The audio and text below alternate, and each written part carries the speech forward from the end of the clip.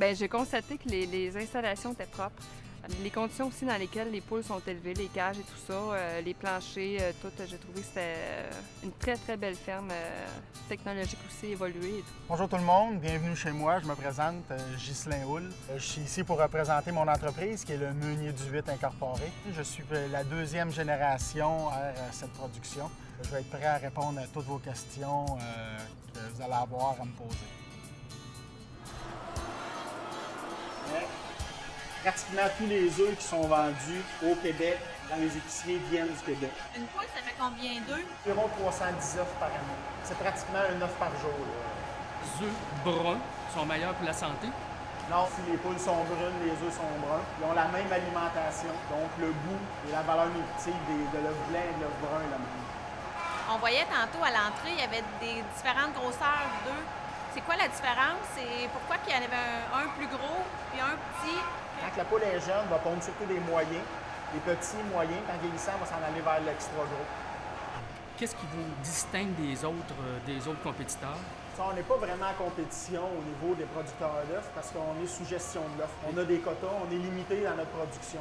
Donc, tous les producteurs sont là pour fournir le marché. Il n'y a pas de concurrence. Donc, le producteur a sa part du profit, le classificateur a sa part du profit, puis le commerçant aussi a sa part de profit. Les surplus, quand il y en a là, qui n'ont pas été vendus, sont vendus à des transformateurs qui vont faire des œufs liquides.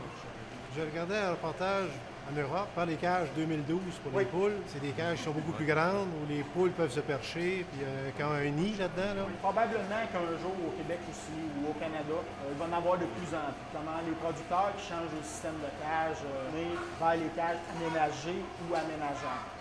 Donc, je pense, moi, que la cage aménagée, comme vous dites, c'est un compromis entre le bien-être animal, la salubrité des aliments. Il y a un système de convoyeur dans le bas qui va faire sortir le fumier, puis l'entrepôt à fumier est en arrière de vous. C'est là que, par la suite, on va prendre ce fumier-là puis on va aller étendre ça sur nos champs. On est propriétaire de 1600 acres de terre, en grande culture, maïs, soya, blé.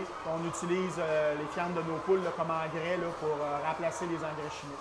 Je suis agente de développement en milieu rural. Je repars avec une image positive de cette industrie-là. On voit que c'est des gens passionnés, puis de voir que c'est dans la famille. J'en repars avec une très bonne impression là, des entreprises avicoles. La nuit, est-ce que vous fermez les lumières pour que ça dorme toutes ces poules-là? Oui. Ou on a des programmes de lumière qui sont prédéterminés. Les poules se lèvent toujours à la même heure, se couchent toujours à la même heure. C'est 15 heures de lumière qu'on donne aux poules. Parce qu'une poule qui n'a pas assez de lumière, elle ne pond pas. Elisabeth et Gabriel vont ramasser les œufs quotidiennement. Une fois par jour, les œufs sont triés, sont placés dans des alvéoles de 30 œufs, sont empilés sur des palettes, ensuite sont entreposés dans le réfrigérateur. Donc, c'est ici qu'on entrepose nos œufs le temps que les postes de classification viennent les chercher, soit 2 fois par semaine. Donc, la température, il faut qu'elle soit entre 10 degrés et 13 degrés Celsius pour être certain de ne pas briser la chaîne de froid. Là, pourquoi que la température ici est plus chaude que dans votre réfrigérateur? C'est pour éviter la condensation lors du transport, pour être certain qu'il ne serait pas d'humidité durant le transport.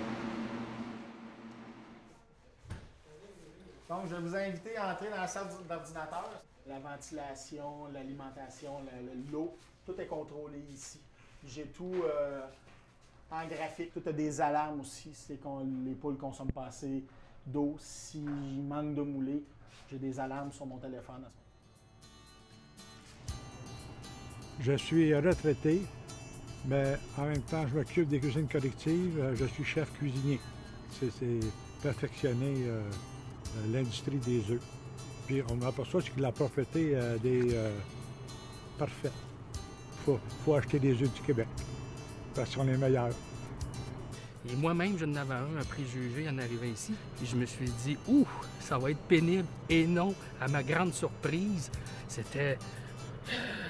Il y avait à peine une odeur. Je garde comme impression en partant d'ici que je vais continuer à manger des œufs puis je vais en manger davantage. Les installations sont totalement adéquates, c'est salubre, une belle impression.